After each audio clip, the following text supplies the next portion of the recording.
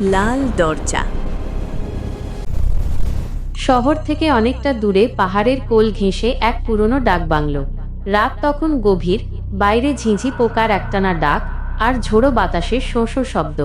অয়ন আর তার 3 বন্ধু মিলে ঠিক করেছিল এই পোড়ো বাড়িতে একটা রাত কাটাবে। স্থানীয়রা বলে এই বাংলোর একটা ঘর নাকি কখনো খোলা হয় না। ঘরটার সেই লাল দরজা নিয়েই যত রহস্য। রাত 12টার দিকে অয়নের হঠাৎ ঘুম ভেঙে গেল। অদ্ভুত একটা শব্দ আসতেছে, ঠিক যেন কেউ সিঁড়ি দিয়ে ভারী কিছু টেনে নিয়ে যাচ্ছে। ও কেমনে যেন সাহস সঞ্চয় করে টর্চটা নিয়ে বের হলো। করিডোরটা একদম শুনশান, কিন্তু বাতাসের ঝাপটায় জানলার পাল্লাগুলো খটখট করে আছাড় খাচ্ছে। টর্চের আলো ফেলতেই অয়ন দেখল সেই নিষিদ্ধ লাল দরজাটা আজ সামান্য ফাঁক হয়ে আছে।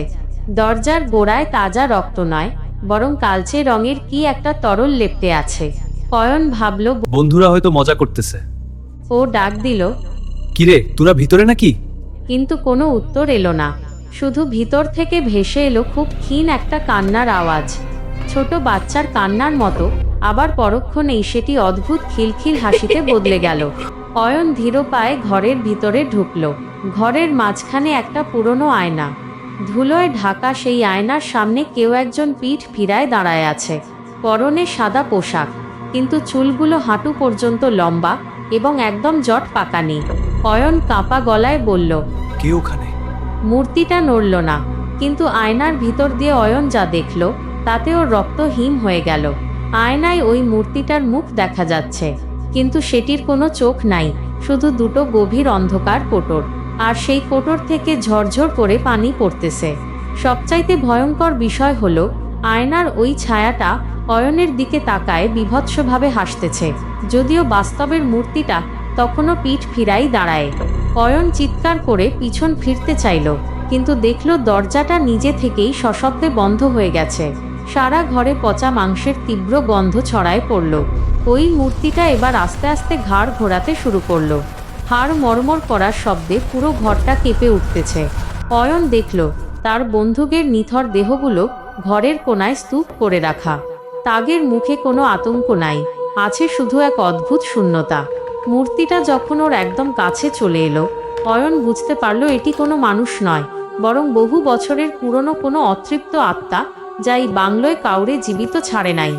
অয়ন শেষবারের মতো চিৎকার করার চেষ্টা করল, কিন্তু ওর গলা দিয়ে কোনো স্বর বের হলো না। পরদিন সকালে গ্রামের মানুষ দেখল বাংলোর দরজা খোলা, কিন্তু ভিতরে কেউ নাই। শুধু সেই লাল ঘরের আয়নায় নতুন কয়েকটা আঁচড়ের দাগ, আর মেঝেতে পড়ে থাকা অয়নের ভাঙা টর্চটা সাক্ষ্য দিচ্ছিল যে কাল রাতে এখানে কেউ ছিল।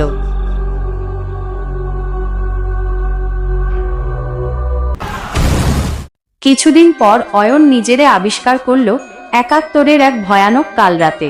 চারদিকে গুলির শব্দ, মানুষের আর্তনাদ আর আগুনের লেলিহান শিখা। সে দেখল এই বাংলোরই সেই লাল দরজার ঘরে এক তরুণী মা তার দুধের শিশুরে বুকে জড়ায় কোনায় কুঁকড়ে বসে আছে। তরুণীটার নাম রাহেলা। বাইরে তখন বুটের শব্দ আর হায়নাগের অট্টহাসি। রাহেলা বুঝতে পারিয়াছিল তার সময় শেষ। সে তার কলিজার টুকরো সন্তানরে জানলার কার্নিশ দিয়ে নিচে এক বিশ্বস্ত প্রতিবেশীর হাতে তুলে দিল। প্রতিবেশী রাহেলারে কথা দেয় যে সে তার ছেলেরে নিজের ছেলের মতো আদর যত্নে বড় করবে। এরপর সেই প্রতিবেশী লুকায়ে লুকায়ে ওই এলাকা ছেড়ে অনেক দূরে অজানা ও নিরাপদ এক স্থানে চলে যায়। কিন্তু এদিকে ওই বাংলোতে হঠাৎ হানাদাররা আক্রমণ করে ও রাহেলার সম্মান হানি করে। এরপর রাহেলার অসুস্থ শরীর ক্ষুধার্ত হায়নার সামনে ফেলে দেয়। মরার আগে তার শেষ আর্তনাদ ছিল, আমার বুকের অমূল্য সম্পদটা বেঁচে থাকুক, কেউ যেন ওর ক্ষতি করতে না পারে।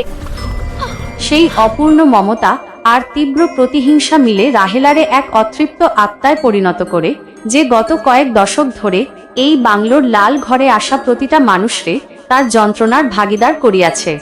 অয়ন সেই ঘোরের মধ্যে আরও দেখল রাহেলার সেই বিভৎস চেহারাটা ধীরে ধীরে বদলে যাচ্ছে। অয়নের পকেটে থাকা অয়নের দাদির সেই পুরনো ছবিটা পকেট থেকে পড়ে যায়, এবং ছবিটা রাহেলার নজরে পড়তেই রাহেলার শূন্য চোখের কোটর থেকে এবার টলটলে স্বচ্ছ পানি পড়তে শুরু করলো। রাহেলা তখন অয়নরে বলতে লাগলো, তোমার ভাগ্যই তোমায় এখানে টেনে আনিছে। যে দাদিরে তুমি হারাইছো, সেই দাদি আসলে আমি নিজের জীবন দিয়ে তোমার বাবারে বাঁচাইছিলাম। তুমি তারই ছেলে। এরপর রাহেলা অয়নের কপালে তার বরফ শীতল হাতটা রাখল। অয়ন শুনতে পাইল এক অস্ফুট সুর, ঠিক যেমনটা তার ছোটবেলায় তার বাবা তারে ঘুমপাড়ানি গান শোনায় বলতো।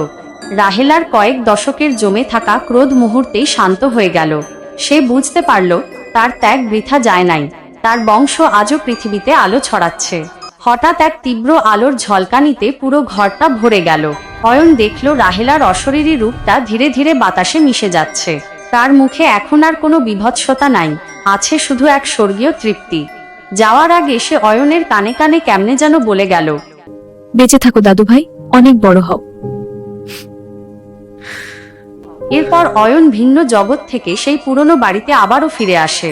লাল দরজার ঘরটার সেই আয়না হাজার টুকরো হয়ে ভেঙে গেল, কারণ রাহেলার আত্মা এখন মুক্ত এবং চিরশান্তির সাথে পরপারে চলে গেছে। অয়ন তারপর এক দীর্ঘশ্বাস ফেলে জানালা দিয়ে সূর্যোদয়ের দিকে তাকায়। সেদিনের সকালের সূর্যটা যেন একটু বেশি উজ্জ্বল হয়ে আছে।